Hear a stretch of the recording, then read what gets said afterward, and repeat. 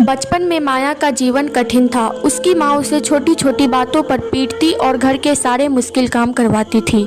खेलने की उम्र में वह बर्तन धोती और झाड़ू लगाती थी। जब उसकी सहन शक्ति टूट गई तो एक रात वह चुपचाप घर से निकल गई। शहर से बहुत दूर जाकर माया ने अपनी मेहनत और लगन से एक छोटा चाउमीन स्टॉल खोला।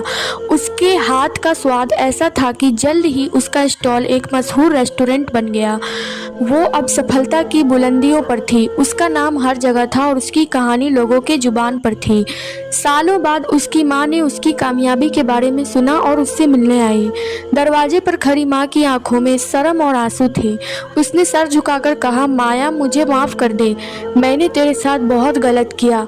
क्या तू मुझे माफ़ कर सकती है? माया ने गहरी सांस ली और माँ को देखा और कहा कि माँ, मैंने आपको तभी माफ़ कर दिया था और मैं आपको माफ़ करने वाली कौन होती हूँ। दोस्तों, आपको स्टोरी कैसी लगी कमेंट करके बताएं।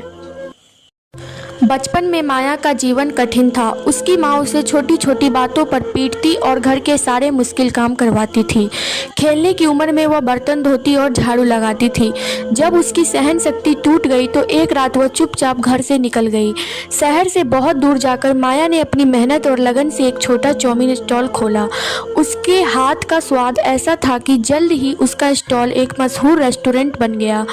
वो अब सफलता की बुलंदियों पर थी। उसका नाम हर जगह था और उसकी कहानी लोगों के जुबान पर थी। सालों बाद उसकी माँ ने उसकी कामयाबी के बारे में सुना और उससे मिलने आई। दरवाजे पर खड़ी माँ की आंखों में शर्म और आंसू थे। उसने सर झुकाकर कहा, माया, मुझे माफ़ कर दे। मैंने तेरे साथ बहुत गलत किया। क्या तू मुझे माफ़ कर सकती है? माया ने गहरी सांस ली और माँ को देखा और कहा कि माँ, मैंने आपको तभी माफ़ कर दिया था और मैं आपको माफ़ करने वाली कौन होती हूँ। दोस्तों, आपको स्टोरी कैसी लगी कमेंट करके बताएं।